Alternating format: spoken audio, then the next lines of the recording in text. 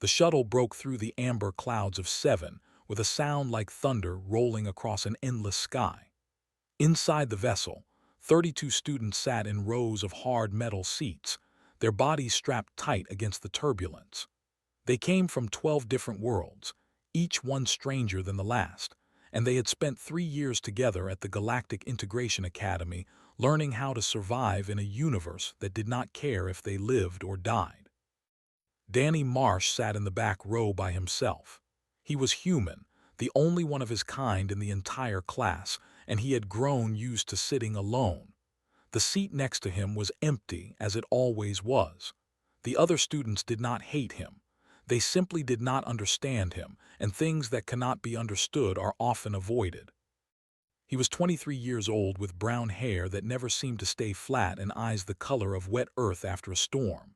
His body was lean and unremarkable. He had no claws, no fangs, no scales, no natural armor of any kind. By galactic standards, he was soft and fragile and slow. The Academy files classified humans as a prey species, and most of his classmates had read those files. The shuttle shook again, and Danny gripped the armrests with both hands. Across the aisle, a female named watched him with her large golden eyes. Her species resembled the great cats of Earth, with sleek fur the color of midnight and muscles that coiled beneath her skin like springs waiting to release. She was beautiful in the way that dangerous things are often beautiful, and she knew it. "The human looks frightened," she said to her friends, loud enough for Danny to hear. "Perhaps he should have stayed on his little blue world." Her companions laughed. There was a creature of living mud that could reshape its body at will. There was a named Bright, whose crystalline form caught the light and scattered it into rainbows.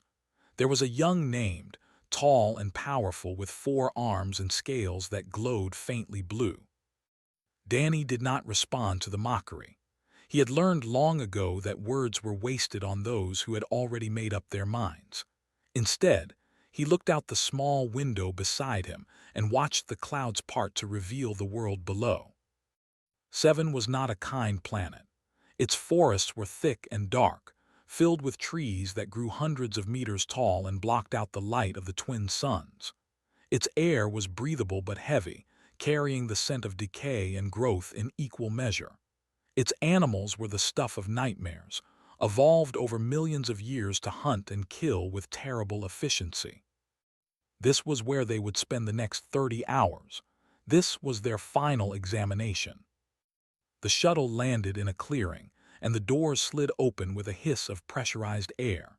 Instructor stood at the front of the cabin, his massive form filling the doorway. He was but older and larger, his scales from decades of survival work on hostile worlds. His 4 arms were crossed over his chest, and his eyes moved slowly across the students with the cold assessment of someone who had seen many young beings die. "Listen carefully," he said, his voice deep and rough like stones grinding together. "You will exit this shuttle and you will survive the night cycle of 7. You have no weapons. You have no shelters. You have only your training and your instincts. Use them well or do not use them at all. The result will be the same for those who fail." He paused and let the weight of his words settle over the students. "This world is home to they are apex predators, the top of the food chain, the masters of this forest. They hunt at night, and they hunt by heat signature and sound.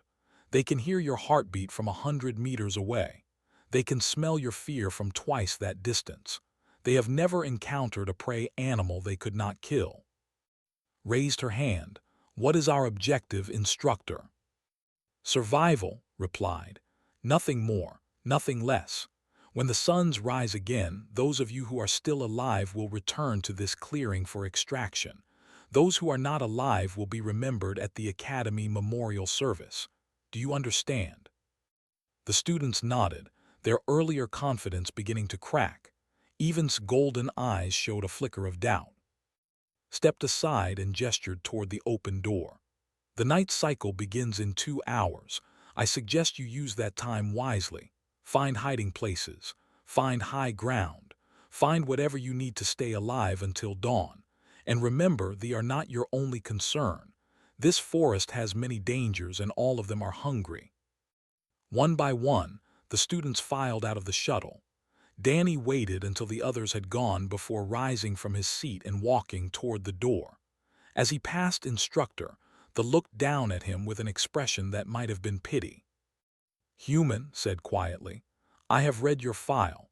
Your species is not built for this kind of test. There is no shame in remaining on the shuttle. You can retake the examination on a less hostile world." Danny looked up at the towering alien and smiled. It was a small smile, the kind that humans make when they know something that others do not. "Thank you for the offer, Instructor, but I think I will take my chances out there." Studied him for a long moment, then shrugged with all four shoulders. "As you wish. Try not to die too quickly. The paperwork for human casualties is extensive." Danny stepped out of the shuttle and into the clearing. The twin suns hung low on the horizon, their light turning the sky into shades of orange and gold. The forest surrounded him on all sides, dark and dense and full of sounds that did not belong to any world he had ever known. His classmates were already disappearing into the trees, each one seeking their own hiding place for the long night ahead. Passed him on her way into the forest, and she paused just long enough to speak. "Stay close to the clearing, human. When they come, they will find you first. At least your death will give the rest of us time to escape." She vanished into the shadows before Danny could respond. He stood alone in the clearing for a moment, feeling the warm breeze on his face and listening to the sounds of the forest. Somewhere in the distance, something roared. It was a sound of hunger and power, a sound that promised violence. Danny took a deep breath and walked toward the tree line. He did not look for high ground. He did not search for a hiding place. He simply walked, calm and steady, as the suns began their slow descent toward the horizon. The night was coming, and Danny Marsh had a plan. The twin suns of 7 touched the horizon and began to sink. The sky changed from orange to purple to a deep and terrible black. The temperature dropped with a speed that seemed impossible, 40 degrees in less than 20 minutes, and the warm breeze became a cold wind that cut through clothing like a blade. Danny Marsh walked through the forest as darkness fell around him.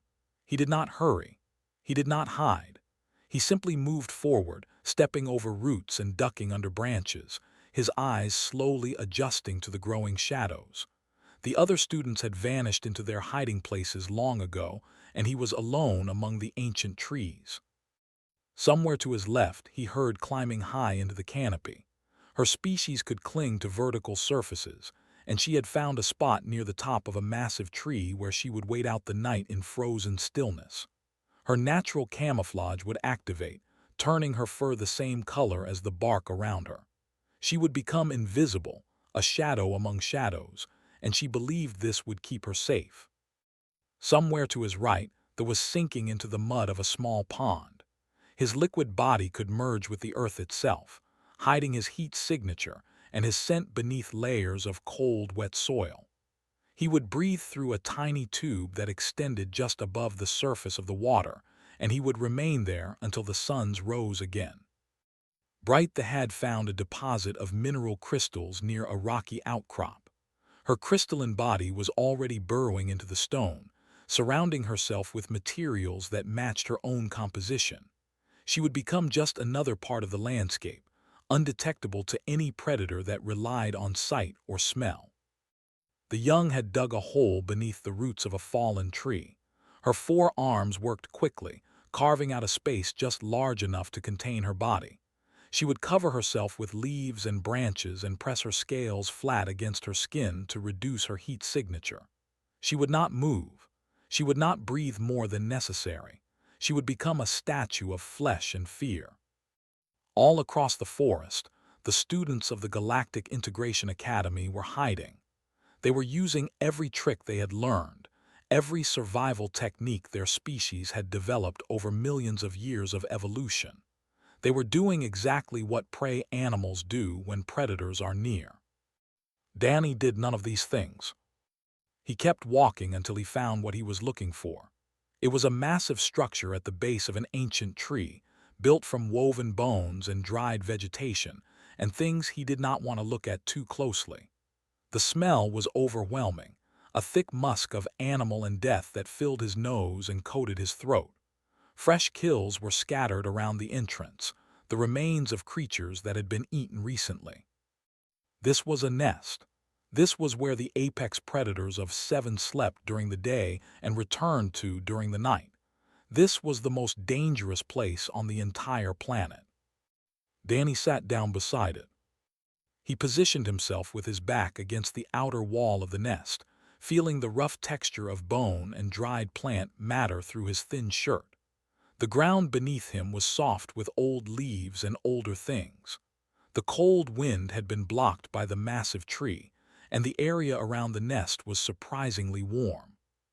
He closed his eyes and went to sleep. In her hiding spot high in the canopy, saw this through a gap in the leaves. Her golden eyes went wide with shock and confusion. She wanted to call out to the human to warn him of his terrible mistake, but she did not dare make a sound. They would hear, they would come, and then they would all die.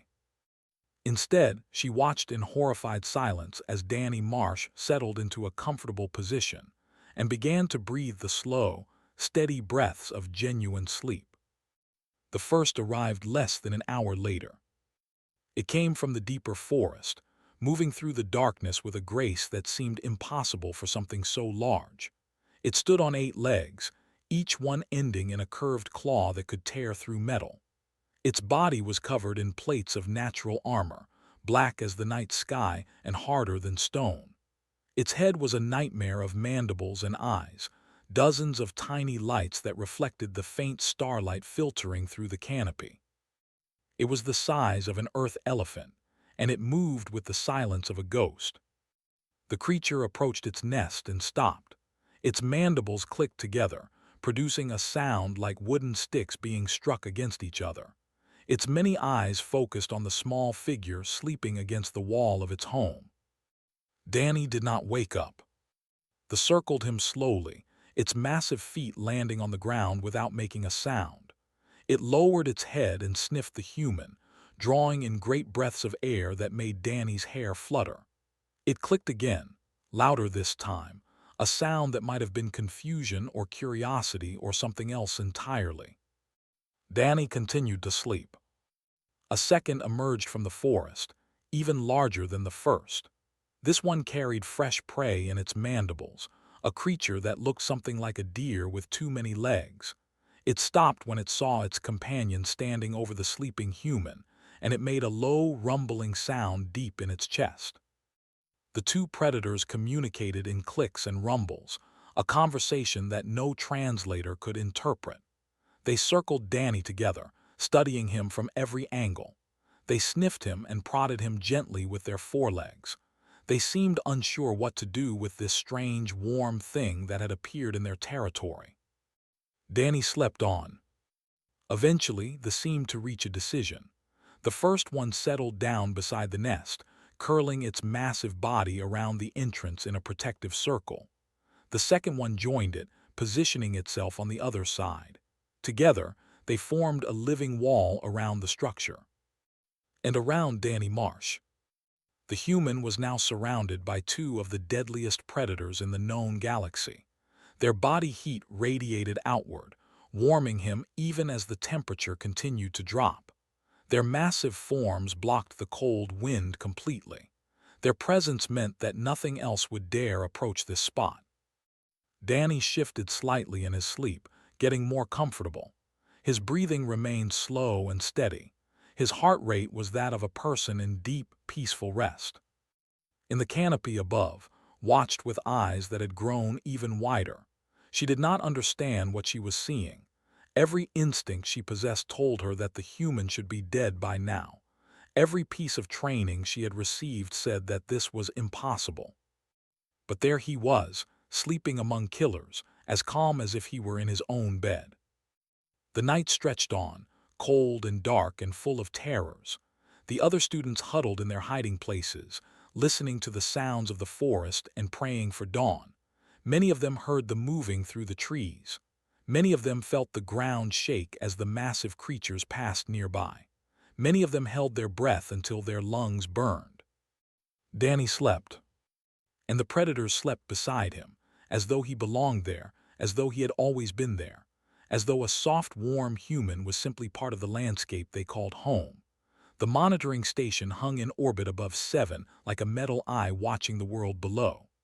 It was a small vessel, designed for observation rather than comfort, and its interior was filled with holographic displays and sensor equipment that tracked every student on the planet's surface.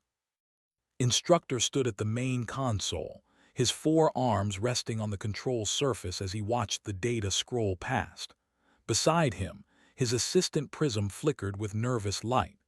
Prism was her crystalline body catching the glow of the screens and scattering it in patterns that reflected her emotional state. Right now, those patterns were chaotic and confused. "This cannot be correct," said. His voice was calm, but his scales had shifted to a deep orange color that indicated profound disturbance. "Run the diagnostics again." Prism touched the console with fingers that chimed like glass bells. "I have run them 4 times, Instructor. The sensors are functioning perfectly. The data is accurate." Stared at the holographic display in front of him. It showed a 3-dimensional map of the forest below, with 32 colored dots representing the students. Most of the dots were hidden in various locations, their vital signs elevated but stable. They were afraid, but they were alive. One dot was different. It was positioned at the center of a nest, surrounded by 2 massive heat signatures that could only be adult predators. Its vital signs showed a heart rate of 52 beats per minute, brain activity consistent with deep sleep, and no signs of stress or fear whatsoever. "The human is asleep," said, as though speaking the words aloud might somehow change them. "He is asleep beside a nest." "Yes, Instructor." "And they have not killed him." "No, Instructor. They appear to be sleeping as well. Their positions suggest that they have accepted him as part of their environment." Was silent for a long moment. In 40 cycles of teaching survival courses, he had seen many strange things. He had watched students perform incredible feats of courage and endurance. He had also watched students die in ways that still visited him in his dreams, but he had never seen anything like this. "Show me the recording," he said finally, "from the beginning." Prism touched the console again, and a new hologram appeared. It showed Danny Marsh walking through the forest as darkness fell, his movements calm and unhurried. It showed him finding the nest and sitting down beside it. It showed him closing his eyes and falling asleep within minutes. Then it showed the predators arriving. Watched the 2 circle the sleeping human. He watched them sniff him and prod him and communicate with each other in their strange, clicking language. He watched them decide, for reasons that all logic, that this soft, warm creature was not worth killing.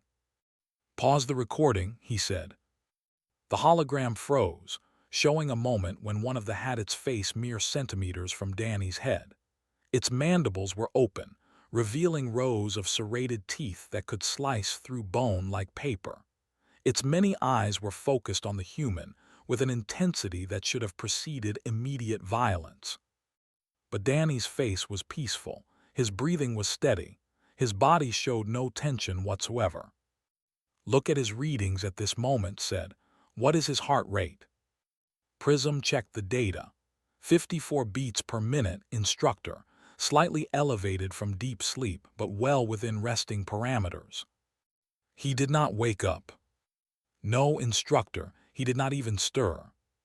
Pressed a button on the console, and the hologram disappeared. He turned to look out the viewport at the planet below, its surface hidden by amber clouds that glowed faintly in the light of distant stars. "Get me everything the Academy has on human psychology," he said. "Everything about their evolutionary history, everything about their relationship with predators on there. I want to understand how this is possible." Prism hesitated. "Instructor, the files on humans are not extensive. They are a relatively new species in the galactic community, and their classification as prey has limited the research conducted on them. Then contact Earth directly. Contact their scientists. Contact their leaders. I do not care who you have to wake up or what protocols you have to break. I need to understand what I am seeing. Yes, instructor. Prism moved to a secondary console and began making connections across light years of space. Remained at the viewport, his thoughts racing in directions they had never gone before. Humans were classified as prey. This was established fact, based on their physical characteristics and their place in the food chain of there. They were soft and slow and weak. They had no natural weapons, no armor, no special abilities that could protect them from predators. By every measure that the galactic community used to assess species, they should have been at the bottom of the hierarchy. But prey animals did not sleep beside predator nests. Prey animals did not remain calm when apex killers circled them in the darkness. Prey animals did not simply decide that fear was optional. The console behind chimed, and he turned to see a new face appearing on one of the screens. It was a human female, older than Danny, with gray hair and tired eyes. She wore a uniform that indicated military service, and her expression was that of someone who had been woken from sleep for what had better be a good reason. "This is Admiral Sandra Price of Earth Defense Command," she said. "I understand you have questions about human psychology. This had better be important. It is 3 in the morning in my time zone." Bowed his head slightly. "Admiral Price, I am instructor of the Galactic Integration Academy. One of your species is currently participating in a survival examination on a Class 4 hostile world. He is doing something that I cannot explain." "What exactly is he doing?" Shared the holographic recording with her console. He watched the Admiral's face as she viewed the footage, expecting to see the same shock and confusion that he felt. Instead, she laughed. It was a short laugh, more like a bark, and it ended almost as quickly as it began. But it was unmistakably a sound of amusement. "That young man is sleeping beside a predator nest," she said, "and you want to know why the predators have not killed him." "Yes, Admiral. This behavior contradicts everything we know about survival in hostile environments." The Admiral leaned back in her chair and crossed her arms over her chest. Her tired eyes had become sharp and focused, and there was a smile playing at the corners of her mouth. "Tell me, instructor, what do you know about the history of humanity, about our relationship with the predators of our own world?" Searched his memory. Humans evolved on Earth, a Class 3 world with diverse ecosystems. Your species developed intelligence and technology to overcome your physical limitations. You eventually dominated your planet and expanded into space. That is the official summary, yes, but it leaves out the most important part. The Admiral uncrossed her arms and leaned forward. "We did not just overcome predators, instructor. We befriended them. We took wolves, one of the most efficient pack hunters on our planet, and we made them into dogs. We took them into our homes and our families. We taught them to love us, and we loved them in return." She paused, letting the words sink in. "Humans do not fear predators the way other species do. We learned thousands of years ago that fear is a choice, and we chose, generation after generation, to stop making it." Looked back at the display, where Danny Marsh continued to sleep peacefully among monsters. "Your student is not doing something impossible," the Admiral continued. "He is doing something very, very human. He is refusing to be prey." Dawn came slowly to 7. The twin suns rose one after the other, painting the sky in shades of pink and gold that crept through the canopy like searching fingers. The temperature began to rise, and the cold that had gripped the forest through the night loosened its hold on the world. In her hiding spot high in the trees, waited until the light had grown strong enough to see clearly. Her muscles ached from holding still for so many hours, and her fur was stiff with cold. She had not slept at all. Every time she had closed her eyes, She had seen the image of Danny Marsh sitting beside that nest, and sleep had been impossible after that. She climbed down from the tree carefully, her claws finding holds in the bark as she descended. When her feet touched the ground, she allowed herself a moment to stretch and breathe before beginning the walk back to the extraction point. All around the forest, other students were emerging from their hiding places. Pulled himself out of the mud pond, his liquid body reforming into his normal shape as he shook off the dirt and debris. Bright detached herself from the mineral deposit, her crystalline form ringing with sounds like wind chimes as she moved. Dug her way out from beneath the fallen tree, her four arms brushing leaves and soil from her scales. They gathered at the clearing where the shuttle had landed, counting heads as more and more students appeared from the forest. The mood was strange, a mixture of relief at having survived and exhaustion from the ordeal. Many of them bore small injuries from holding uncomfortable positions for hours. Some had scratches from close encounters with smaller predators. All of them looked like they had aged years in a single night. Counted the students as they arrived, 29, 30, 31. "Where is the human?" asked, his voice bubbling up from somewhere inside his muddy form. Did not answer. She was staring at the tree line, waiting for something that she was not sure she would see. Moved to stand beside her. "You were high in the canopy, you must have seen where he went. Did the take him?"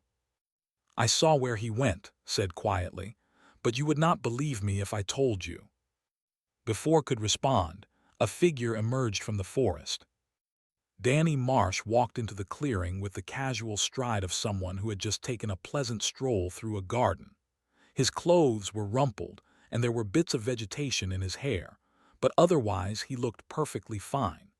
He was stretching his arms above his head and yawning, and his face held the satisfied expression of someone who had enjoyed a very good night's sleep. The other students stared at him in stunned silence. "You survived," said, her voice barely above a whisper. Danny lowered his arms and smiled. "I slept. Best rest I have had in weeks, actually. Those big creatures give off a lot of body heat, very cozy once you get used to the smell." "Those big creatures," repeated slowly. "You mean the apex predators, the monsters that hunt by heat signature and sound?" "Yes, those. They seemed nice enough. A bit curious at first, but they calmed down after a while." The silence that followed was profound. The students looked at each other, searching for some indication that they were all sharing the same strange dream. But the evidence was standing right in front of them, alive and well, and apparently refreshed. A sound from above made them all look up. The shuttle was descending from orbit, its engines glowing as it prepared to land. It touched down at the edge of the clearing, and the doors slid open to reveal instructor standing in the entrance. He stepped out of the shuttle and walked toward the gathered students. His eyes moved across the group, counting heads as had done, and when he reached 32, his scales flickered with a color that none of them recognized. "All students accounted for," he said, his voice carrying across the clearing. "This is the first time in 16 cycles that a class has completed this examination with no casualties. You should be proud." He turned to face Danny directly, and his expression changed to something that might have been curiosity or might have been concern. "You human, I watched you from orbit. I saw what you did. I want you to explain it to everyone here." Danny shrugged, a gesture that seemed almost disrespectful given the weight of the moment. "There is not much to explain, instructor. I found a safe place to sleep and I slept there." "A safe place," repeated. "You slept beside a nest. You were surrounded by 2 adult predators for the entire night.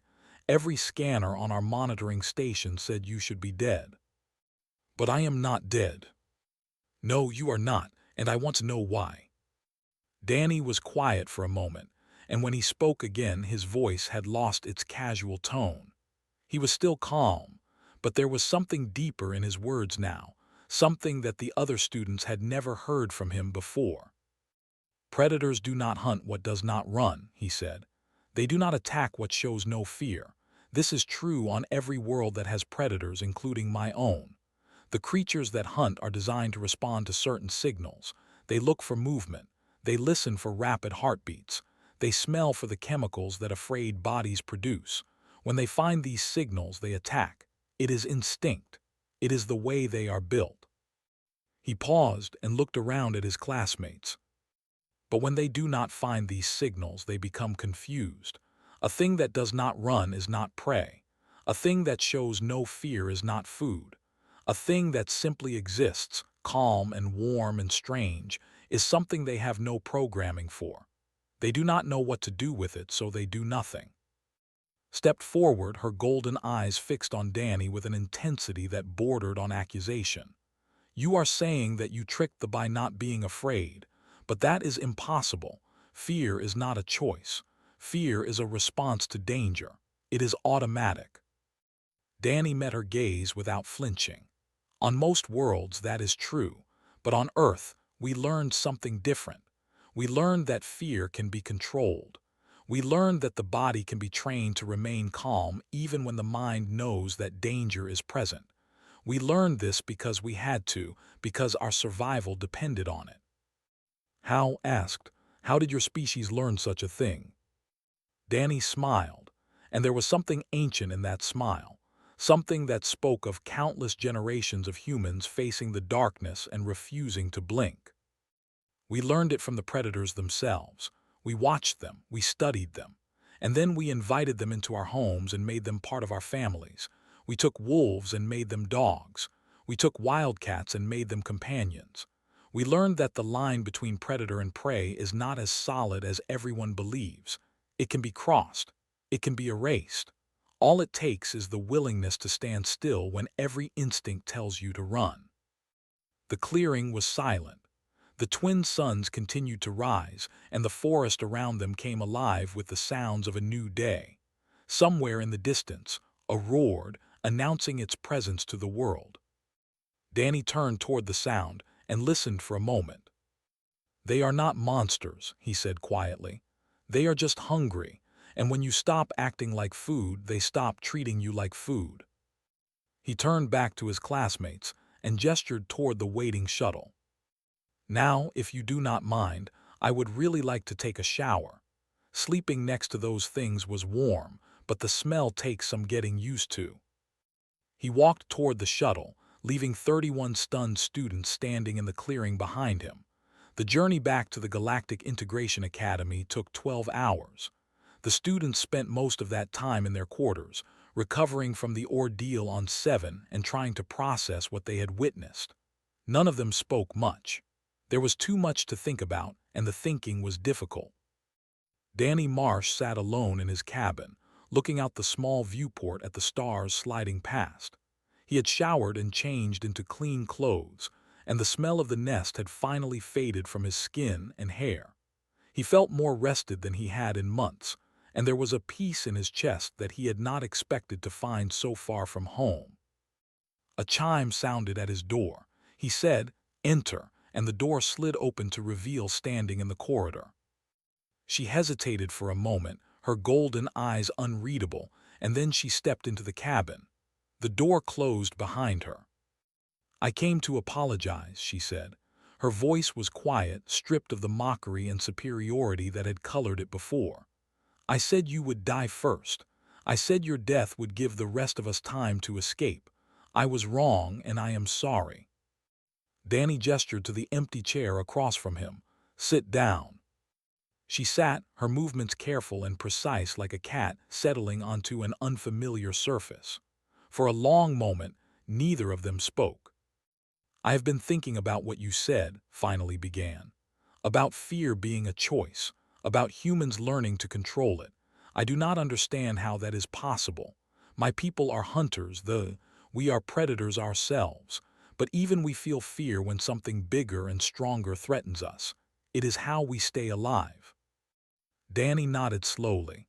"Fear keeps you alive, that is true, but it also keeps you small. It keeps you hiding in trees while the world moves on without you." "And what keeps humans alive if not fear?" Danny considered the question carefully before answering. Stubbornness, he said at last. Curiosity. The absolute refusal to accept that something is impossible just because everyone says it is. We look at a wolf and we think, I bet I could make friends with that. We look at fire and we think, I could use that to cook my food. We look at the stars and we think, I wonder what is out there. He turned to face directly. Fear tells you what to avoid, but humans have never been very good at avoiding things. We walk toward danger because we want to understand it. We sit beside predators because we want to see what they will do. Sometimes that gets us killed, but sometimes it gets us dogs and fire and spaceships.